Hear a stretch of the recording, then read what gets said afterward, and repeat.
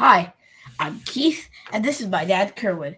Our guest is Rayven, an OG Star Wars fan, podcaster, and co-host of Sisters with Sabers and Broaxium's Shooting the Poodoo. We'll talk about her upbringing, her music collection, and will she ever become a Minnesota Vikings fan? We'll find out.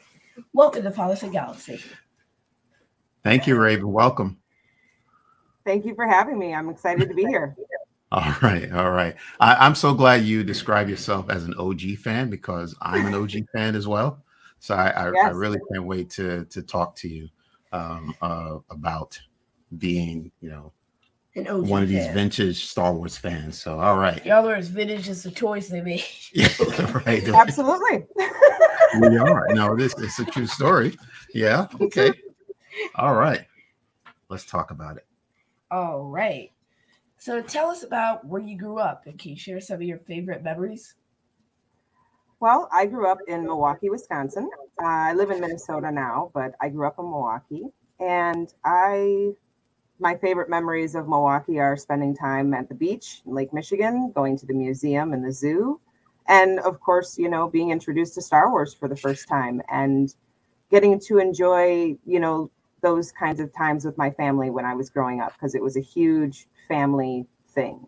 And it was a big part of growing up. Honestly, it was huge. But Star Wars came out the year I was born. So it was there already when I first, became aware of it. It wasn't brand new. So, but that, my life was very kind of idyllic, as scary as that sounds. As a kid, I had a really good time. I have 3 half sisters and we had a blast. And yeah, I grew up in Happy Days Town. That's pretty much what it is.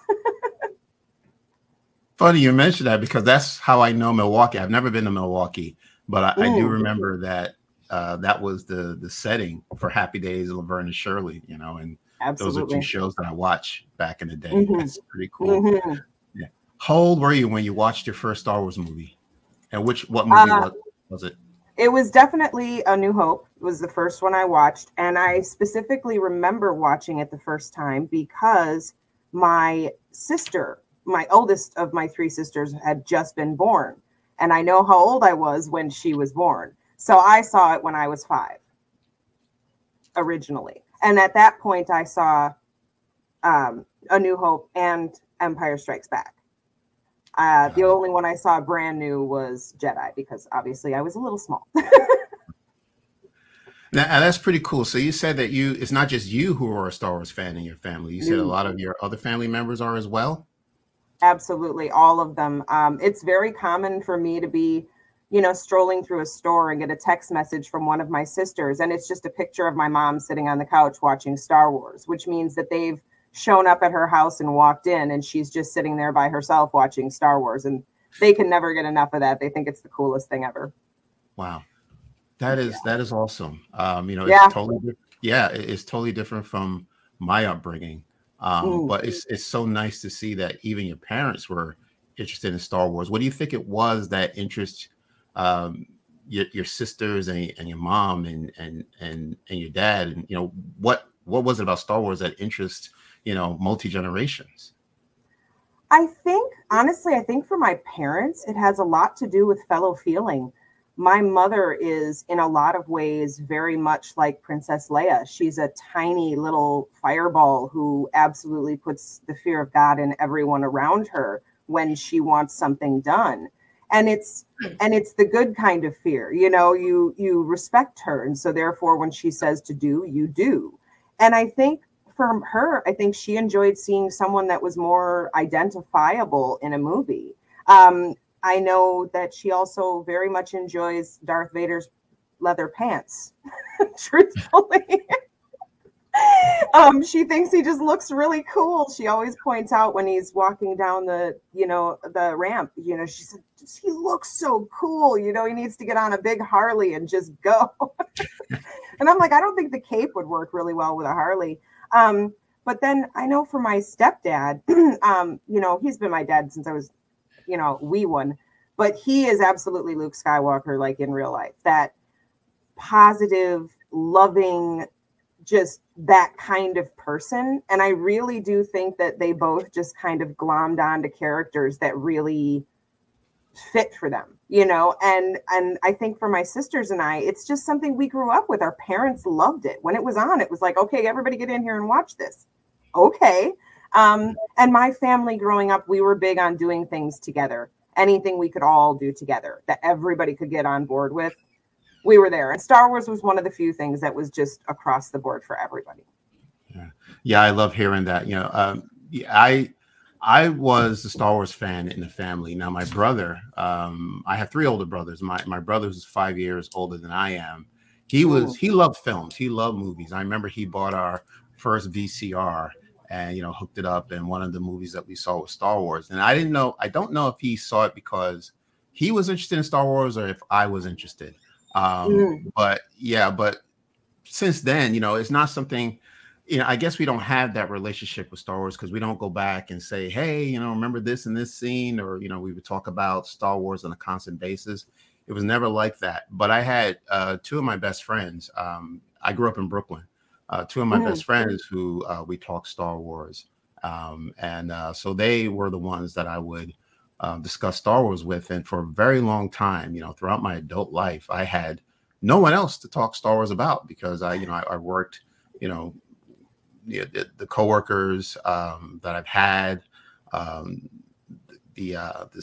my peers in school and college. I didn't know anyone else besides me who was into Star Wars, you know. So it felt very lonely.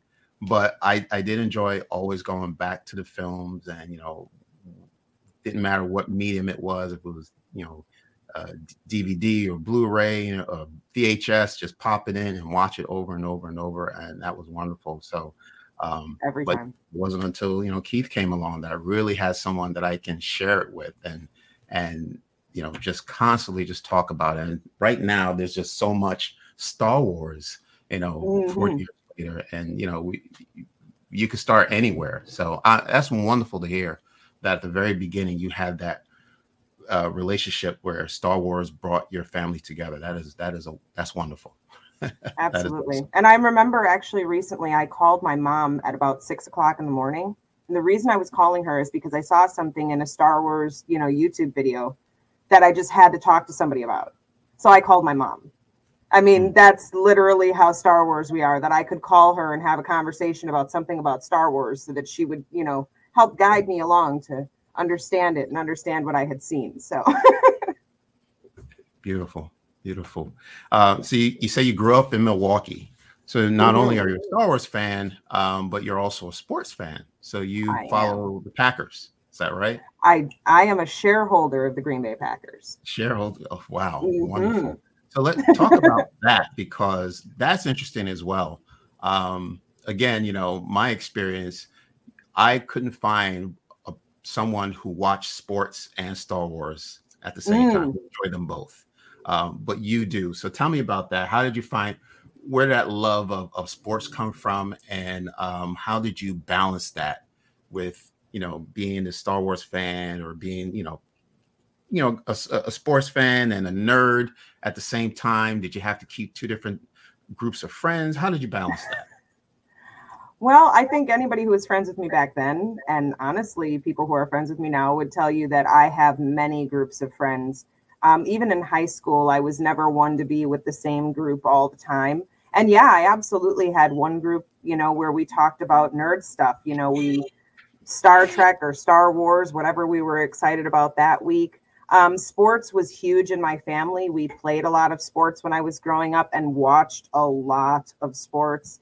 I went to many, many, many Brewers games, so many that it got old after a while. So that tells you how many it was. But yeah, sports has just always been in my life, just something that I've always enjoyed. You know, I enjoy doing it sometimes, but mostly I enjoy watching. But the Packers thing, you know, comes from obviously being from Wisconsin. You know, obviously there's the history of the team and all of those things to be proud of. But for me, I enjoy any time a whole group of people who are nothing like each other can get together and be about the same thing, no matter what it is. And my music is the same way. It's about you know, getting together with different people and experiencing something that's the same for everybody in the room, even if everything else is completely different. Yeah. So now that you're living in Minnesota, do you ever feel pressure to become a Vikings fan and no longer be a Packers fan? No, not at all. Nope. Good. No. There's no hesitation. I would be disowned from my family. Okay. So no chance of you changing. You get the joke. No, very little. Okay, wonderful. So we were talking about music. That actually leads us to our next topic. We're talking about Minnesota, and you know, Minnesota is on the map. Very huge in the music scene, especially. So tell us about Minnesota and your love for music and why Minnesota is important in the music industry. Well, for me personally, music is important because I think it's in my blood. My biological father was a singer. And my parents both are dancers, you know. My stepdad competed in dancing when he was younger. They met out at a place where they were dancing, and this was back in the 70s. So it was disco and cool shoes and just so much fun. And so music and dancing have been a huge part of my growing up and been absolutely formative to who I am. And my parents were so wonderful because by the time I was 5 years old, I had my own stereo that I had complete control over. And I was allowed to just experiment and listen to all kinds of music. And they had a really great way of just saying that it doesn't matter what it is. If you like it, then you like it. Don't worry about whether or not it goes with something else you like, or if everyone else likes it. If you enjoy it, that's all that matters. It's art. It's to be taken in by the beholder and judged accordingly. It doesn't, you know, you don't need accolades or approval from anyone else. So music was important to me for that. But also, you know, Minneapolis, I mean, it's huge. I mean, you know, outside of Minneapolis, you've got, you know, Bob Dylan. But here, of course, you've got Prince, you've got Jimmy Jam and Terry Lewis. You know, for me, Morris Day and the Time. But, you know, it's a huge, huge music town, live music. You know, the Dakota Jazz Club here is amazing. And you can see, you know, Steve Smith from Journey doing his world-class jazz drumming, which is amazing. But I've seen, you know, so many concerts and so many different people here. But obviously, you know, the Purple One reigns supreme. I mean, he even shows up on my desk. So, you know, but I live just about 2 miles from Paisley Park. In fact, I drive past it on the regular. And I was actually there the day that the sad day, just because I knew a police officer at the time. So I was aware of it. And yeah, let's talk about that. So how did you hear about Prince's passing? Where were you? I heard it on the news, but I had heard whispers through the grapevine about 10 minutes before via text messages from different people saying that they had heard this or they had heard that. You don't want to take anything as gospel until you hear it from somebody who can actually say. So it was actually the news that, you know, really, really broke it for me.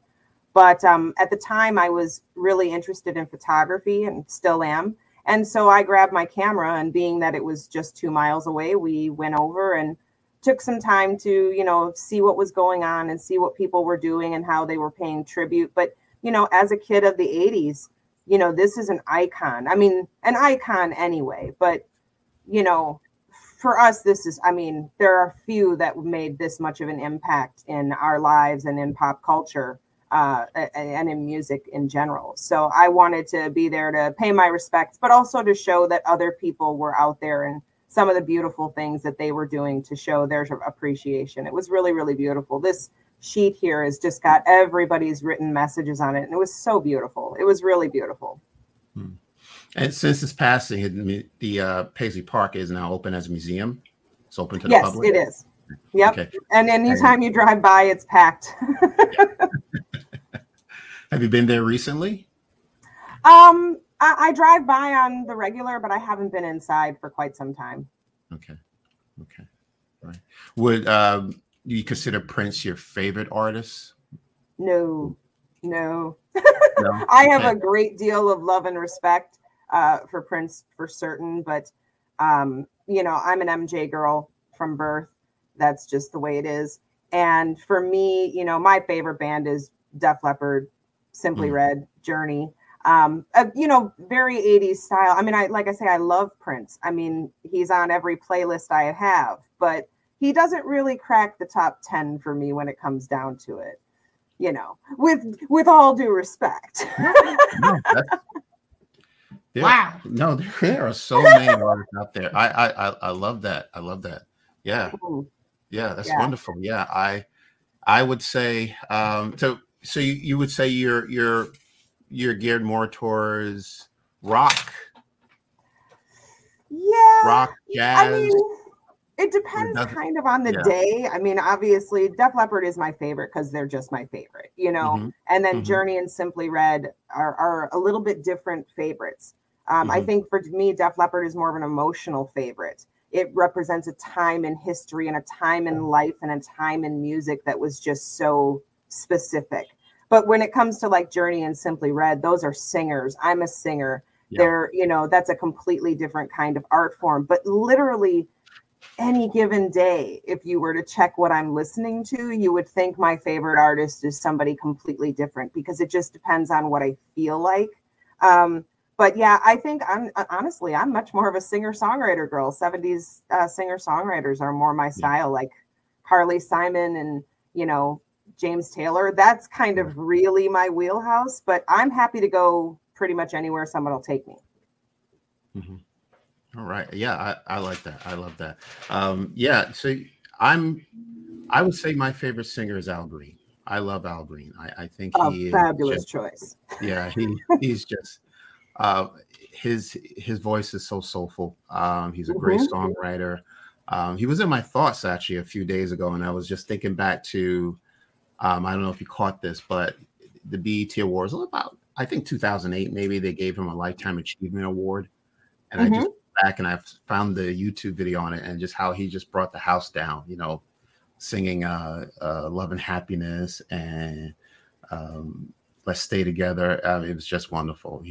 I've seen him 3 times in concert. Oh, wow. He's just captivating, you know. And my favorite singer is Dua Lipa, but I'm not sure that matters right now. No, I was gonna after I was done talking about Al Green, I was going to ask you that question. All right.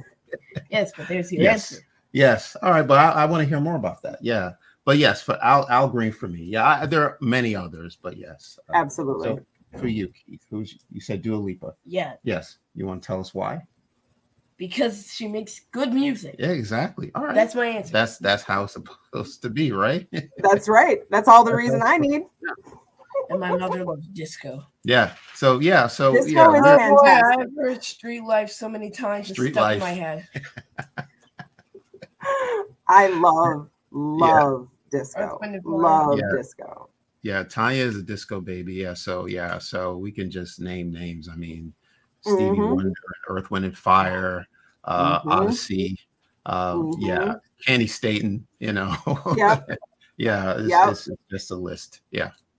Such good stuff. There's so much out there, and I shudder for people who are limited by genre. If you're not stepping outside your comfort zone, especially when it comes to music, you're missing out because there's so much out there that's just, you miss out if you don't experience it. Exactly. What type of songs do you like to sing? When I sing, it's generally old classics, honestly, old standards. You know, lots of Cole Porter type stuff, you know, from the 1920s, honestly. And you know, obviously the old R&B stuff that, you know, that I grew up on, the Diana Ross and the Supremes kind of thing. But if you're going to see me in a really happy place, you're going to find me, you know, singing country music, believe it or not. I mean, I grew up on old music, so you know, I was taught Patsy Cline right along with, you know, Aretha Franklin. So I understood that they were both phenomenal, amazing artists. They don't sound the same, but that's not the point, you know. So that's more my happy place, you know. That's amazing. Have you recorded any of your material? No, I haven't. I've performed you know, back in the olden days quite a few times, but I find that when I'm performing music, when I'm actually performing, I'm so hard on myself about it being perfect that it takes a lot of the joy out of it for me. So now I generally only do it when I get together with a group of my friends, you know, who all play instruments and stuff like that. We'll get together and we'll, you know, sing away for a few hours, just having a good time. I competed when I was in high school in, you know, singing groups and stuff like that, which was fun. But I wasn't really trying back then. I was an alto, you know, but I was actually a soprano, if that makes sense. So I got to hide really easily. You want to ask this question? Yes. All right. So this year is the 40th anniversary of Return of the Jedi, which happens to be your favorite Star Wars movie. Used to be Dad's too. So take us back to your first time seeing the film. Did you see it in theaters or TV? And why is it your favorite Star Wars movie? Whew. Okay, well, thankfully these are easy questions for me to answer. I saw it with my dad in the theater. I cried a lot, but it was all like happy tears because I just thought the world of Luke Skywalker. I really did. Even as a little kid, I just thought so much of him, and to see him, you know, for me, walk right up and shake hands with the worst of the worst and to say, you know, I'm not going to join. I'm cool. Was just, it was life-changing for me, really. And it's a deep, deep, deep meaning kind of thing to me to have that experience of going to the heights of power and realizing that the heights of power are not worth what it costs you or what you have to give up. And, you know, it's a message I think that it has, you know, followed me throughout my life. You know, there are things that it's just not worth paying for, you know, no matter how, you know, wonderful whatever you would get would be, it's simply not worth it. But I love the movie because I love Luke's boots. I love the movie because I love Han and Leia's, you know, interplay and their interaction. And I love the callbacks to the I love you and I know. And, you know, just more opportunity to see, you know, how she was never portrayed as a shrinking violet or someone in need of someone to save her. You know, all of those things about it are amazing. For me, Return of the Jedi is my favorite because I'm a Luke girl, and seeing him come to that end point is so gratifying. But it doesn't mean I don't love all the other movies for their own thing. Absolutely. Yeah.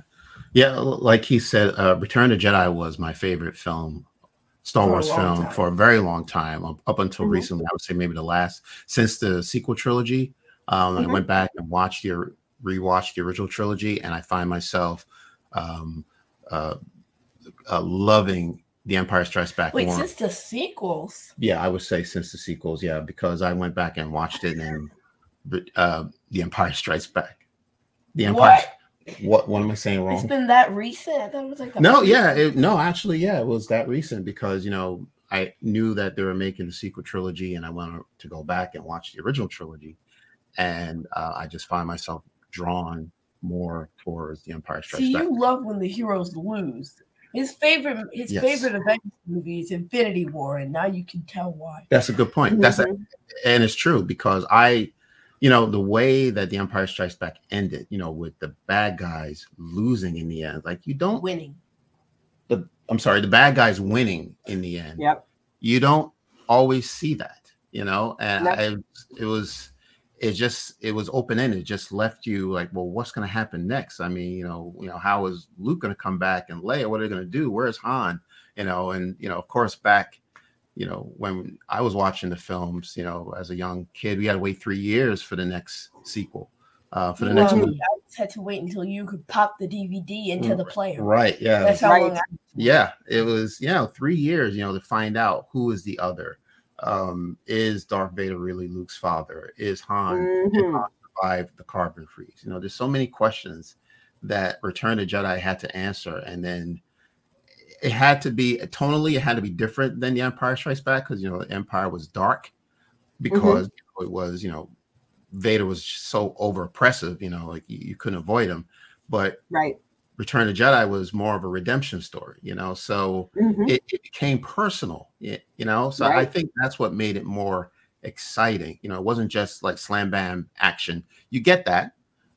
But with Luke, it was a more personal story. And in the moments when he's speaking with his father and he's with the Emperor, it's riveting, you know, and the performances, the lighting, the music, all that came together in that movie. So I wholeheartly, okay with, your decision, Return of the Jedi being your favorite. Again, it was my favorite for a very long time, but yeah, it's an absolute, to this day, 40 years later, it's an absolute joy to watch for me.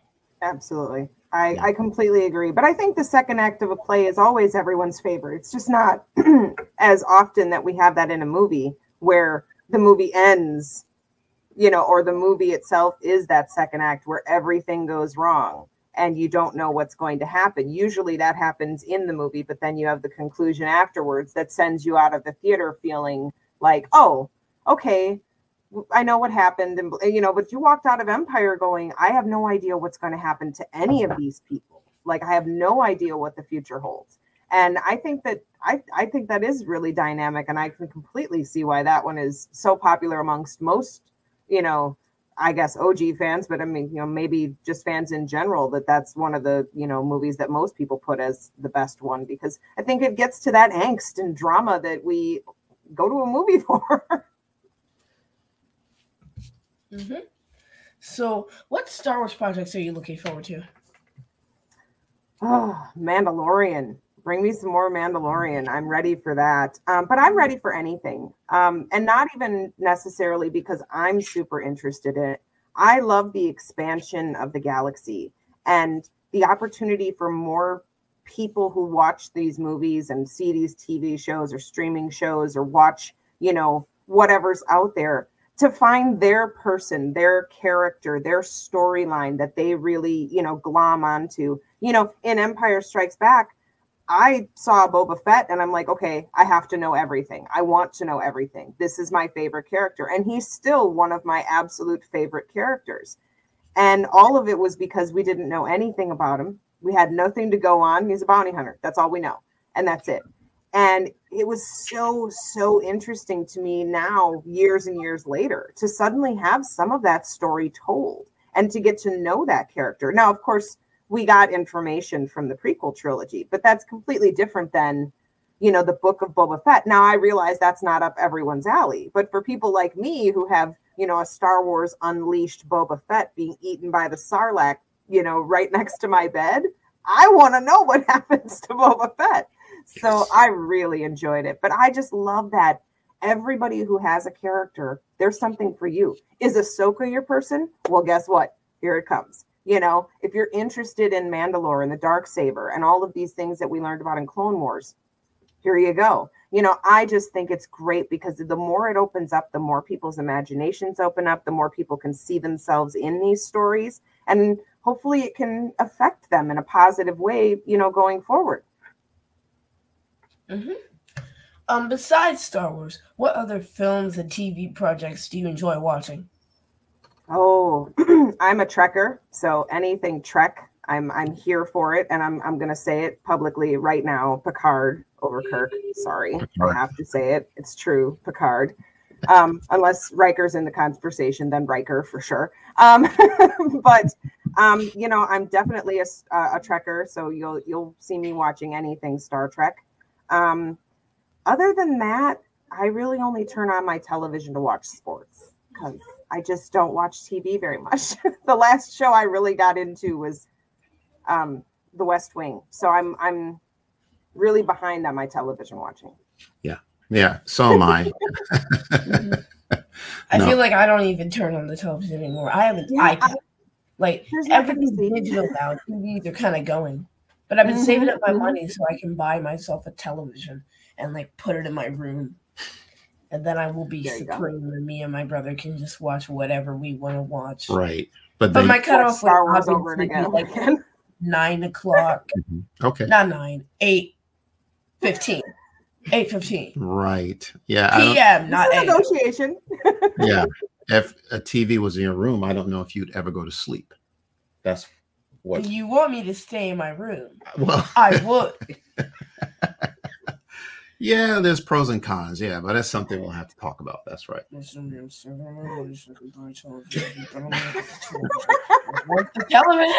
Raven, just curious, are you into any of the Star Wars books? Any novels or books that interest you? I've been going through slowly and reading, not reading, but reading I've been doing the audiobooks on Audible. And so I've done all of the most recent Old Republic stuff. So I'm slowly picking up on the books and stuff. Years ago, I read Shadows of the Empire, which I loved, but that was like the only Star Wars book I read for the longest time. And now I'm starting to slowly pick up and try to, get caught up with all of these stuff that goes on outside of the knowledge that I have, which is generally speaking, the movies and the streaming shows for the most part, because I didn't really watch Rebels or Clone Wars. So I don't have that, that deep base of all that information. So I'm slowly getting caught up and learning more. And it makes me feel a little bit smarter when I notice, Easter eggs that I'm certain would have gotten by me before that. Mm-hmm. Yeah, I agree. It's such a lot of. Go ahead. Yeah. I was just gonna say I'm looking forward to a lot of new stuff too. Like I've been watching The Simpsons, and I'm kind of falling behind because once again, my parents have put a curfew on the television, meaning I can't really watch it live because it's on at 8:30ish, not 8:30ish, but 8. That ends at 8:30. So usually I'll like watch it on my iPad a few days later. But yeah, I am following The Simpsons, so that's the series. And I want to watch Charlie and the Chocolate Factory. Don't ask me why, but like, I do. Yeah, I have not seen Charlie and the Chocolate Factory. Yeah, apparently Johnny Depp is Yes. Willy Wonka. He is. That's right. He is. Yeah. So that's what I'm looking forward to watching. Yeah. You'll have to let me know how it is. I haven't seen it either. Yeah. And as far as books, I started reading a few of the High Republic books, novels. Mm-hmm. But they were coming out so fast and furious. I've gotten behind on those like once a as month. well. Yeah, so I'm hoping we get back into reading those. Yeah, that's why I love the audiobooks. I can listen while I'm working, and I'm good at that. So the audiobooks are fantastic for that. The problem for me is that most of the reading I do is very dry, historical, nonfiction books. So it's like no one really wants to hear about the book I was reading yesterday because it's boring to everybody who isn't me. I was listening to The Life of Cicero, Volume 2. Most people are just like, no, I don't think so. Oh, that's very interesting. Yeah. Well, can you tell us more about it? I mean, I'm actually interested in knowing more about that book. Well, Cicero was an amazing speechwriter. And while we don't really know what it sounded like when he gave speeches, he was known to be quite good at it.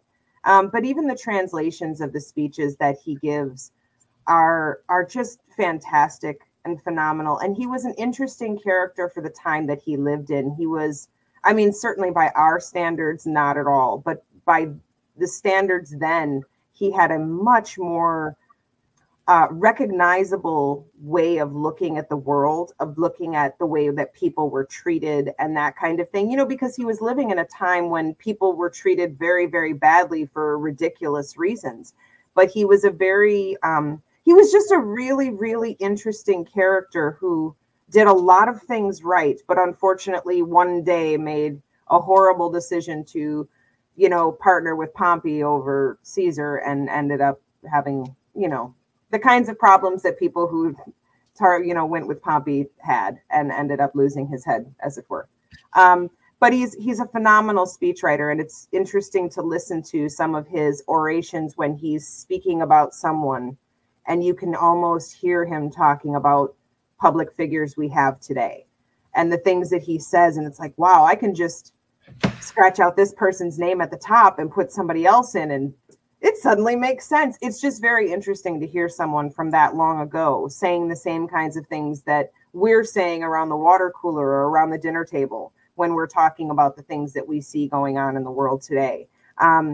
And he was just a very, very interesting character, and I like to listen to his speeches. Mm-hmm. So for our final question, talk about your journey to becoming a podcaster. How did you find to join Sisters with Sabers and Blackstone?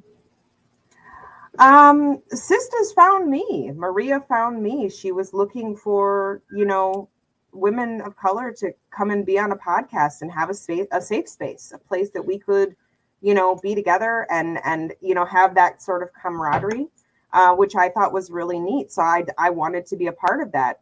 And with Broaxium, it's just kind of feels like these are my friends. These are the kind of people I hang out with all the time. And it feels very comfortable. The conversations I have with the Broaxium crew are the same conversations I have when I'm out with my friends watching a football game. Both are just they both serve different purposes. With Sisters, it's literally more of a sisterhood kind of thing, in that tight-knit group of people that just can feel free when they're together to talk about whatever. And with Broaxium, it's just more like, what you do when you hang out with your friends, just random fun stuff where we talk about silly things that don't matter. That's absolutely the most fun thing to do, is just have people who you have things in common, or sometimes you may not agree on some of the things that you talk about, but it's a dialogue, it's a conversation, right? That's all that matters. I enjoy watching Broaxium shooting the poodoo. I can't watch that. Yeah, I know you can't watch it, but sorry, that's mostly me. We enjoy it. Well, that's on today, isn't it? Maybe I think they'll be on. I believe so. Yeah. We love it. We may not always comment on it because we're just listening. Sure, absolutely. Yeah, we watch it on a regular basis. And if you ever see our name pop up in the chat, just know it's just the father and not the son. Right. Exactly. It's funny. Right. That's a good point, because whenever we do comment, Chris always makes the joke, is this Keith? Is this Keith? Yeah. I just want to it's not Keith. It's never Keith. Make sure. Wait, imagine if you just type hello in the chat, and then right next to it appears the words "Hi, Dad" under a random account. That would be funny. I think Chris, amongst other people on the panel, would swallow their tongues if they thought that happened. Right. Wait, if they just tell the response, "Hi, Dad," the room would just be like, "No, that's exactly why." Yeah, we would never do that. We want everyone to be themselves. We don't want to censor anything. That's why we watch Broaxium. Shooting the poodle. Yes. So please, uncensored, unfiltered. That's how we like it. Absolutely. We like our show uncensored and filtered, though. Not that there's anything too censored and filtered. Right, in a different way. Right. We try to keep it PG, but No, we keep it. Everything has its place.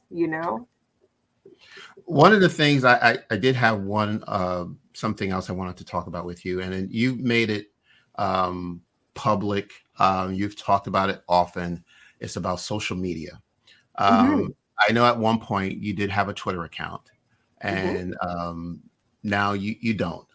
So without going into details, obviously it's personal as to what took place or what happened. But what was it? What was the point where you said that, I've had enough of Twitter, I'm done and I'm not coming back? For me, it was without being specific, it was just a general hypocrisy. When people speak one thing and do something different, I find that to be, obnoxious. And when it becomes a thing where it starts a whole movement, and it's, that for me is an issue. And, if you aren't comfortable with, being out there, then you shouldn't be out there. If you can't handle being out there, you shouldn't be out there. And for me, I just can't deal with just the heaping masses of hypocrisy. It's just, I'm on a drama-free diet, like I said. And for me, social media just brings too much drama to the door. For me, I'm not criticizing anybody else who's doing it. Like, I enjoyed it. And I'm not going to sit here and tell you I never miss Twitter. Of course I miss Twitter sometimes. I wish I knew some of the things that people are talking about that they saw.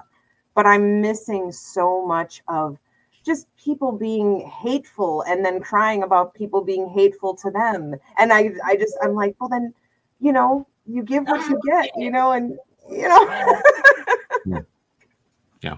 So for me, that's what it comes down to. I just don't need any extra drama in my life. The world is hard enough. Like, let's not borrow trouble, people. Like, let's just have a happy time. And if we can't have happy times, then I'm going to go home, which is what I did. Yeah, I don't know. Honestly, I don't know much about social media.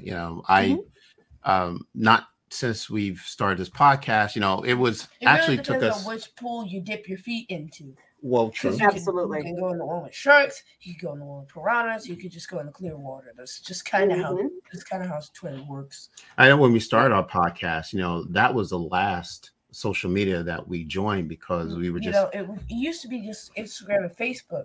And then another podcaster, Big T, Little T, convinced us to get onto Twitter because our original thinking was, all the fans and all that. It's nice, but it just comes with an extra side of hypocrisy and craziness. But it's actually been quite nice for us.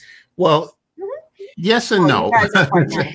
Yeah, it's yes and no. Well, no. See, what we do is we don't tell you everything that happens on Twitter. No, and this is for your benefit, for your safety. So yeah, what I was going to say, it did take a long time for us to get on Twitter, but yes, Keith is correct. Another podcaster did suggest that we get on there because there's a big Star Wars community on Twitter, which there is. We love it. And I would say, and you probably agree with this. I mean, 90% of the people are very nice and very cordial and just love talking about Star Wars and just love a dialogue. And then you have that 10% that, just wants to pick a fight. Exactly. Pick a fight and criticize every single thing you say or everything you do. If you, rather than say, I love this part of Star Wars. It's like, well, I hate this. I hate that. They didn't do this right. Rather than, okay, well, what did you like about it? And if you didn't like it at all, you shouldn't comment, is my opinion. To be fair, yeah. When I see these crazy Twitter threads of people just going at it with each other, it makes me kind of annoyed because I'm like seriously, if you're on social media just to gaslight and troll people, don't be on social media. It just makes it worse for you. Right. Which is why we don't want you to be on social media. So apparently by the way, Dad, that reminds me. Tell me everything when we get off this call. No. Whenever I buy a chalkboard and I make you write on it 100 times, I will tell my child everything about my podcast. Yeah, that sounds like there are so many things you do not want to know. Yeah, trust me. You're better off not knowing. But with great age comes great responsibility. Yes. I don't know. I'm 11. I mean, when you get old, not quite there yet. But Dad, I don't know how much older I'm going to get before you tell me this. Yeah. I kid you not. When I'm 21, you'll be like, when you get a little bit older, then I'll tell you. No, I would say. Oh, really? Because by then, I'm sure you forgot it. Dad prerogative. You will turn when you turn 18. We'll talk about it, right? It's not that far away. 18 is not that far away. I'm 18 months old. I'm past 18 months old, so technically. Okay. I'm also past 18 days and 18 hours and 18 minutes. So technically, I've passed a lot of 18s. Okay. I just turned 46, so you've got a while to go yet. Right, and we're still learning. Yes, every day. I had a point about Twitter. I'm here for it. Yeah, no, it's fine. Yeah, my point is, yes, you're right. It's just the 10% that's out there that's just looking for trouble.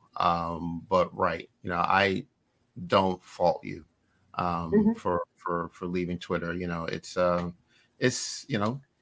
depends on what fan base. Right, but it's not easy. It's whichever pool you put your feet into. Exactly. Absolutely. Right. I think that's it. Yes. This was a wonderful conversation. It's been fun. Yes, it was. I truly enjoy having you here. This was wonderful. Thank you for having me. It was great. I enjoyed it thoroughly. I was looking forward to it all week. Yeah. Where can people find you? You can find me on my only social media, which is Instagram, and you're going to see pictures of birds, cats, and occasionally my dog. because that's as exciting as it gets. And I believe I'm at D. Rayven Spencer. I have to look to make sure. And you can also, of course, find me on Broaxium and Sisters with Sabers. Excellent. All right. Where can people find us? We are on Apple Podcasts, Spotify, Stitcher, Google Podcasts, Good Pods, Radio Public, Amazon Music, Audible, or wherever you get your podcasts. Check us out on Facebook, Twitter, and Instagram. Yes, we're still on Twitter at Father.Son.Galaxy. Our website is Father.Son.Galaxy.com. Our merch store is Father.Son.Galaxy.myspreadshop.com. As you can see, we've already got some buyers. Oh, how nice. Thank you. And check out our speaker page as well. All right. Well, thank you everyone for tuning in. This was awesome. So I am so glad that we're able to sit down and have a conversation. You know, like I said, we're fans of Sisters with Sabers, and we're fans of Broaxium. So we will continue to support both channels, and we'll continue to tune in and we'll subscribe to both. Yes, right, absolutely. And we'll tune in and we'll listen to Rayven. You know, yeah. So thank you so much once again. All right, so that is Rayven from Sisters with Sabers and Broaxium, shooting the poodoo. So thank you everyone for tuning in. Thank you for watching. Thank you for listening. Until next time, take care, and we will see you again.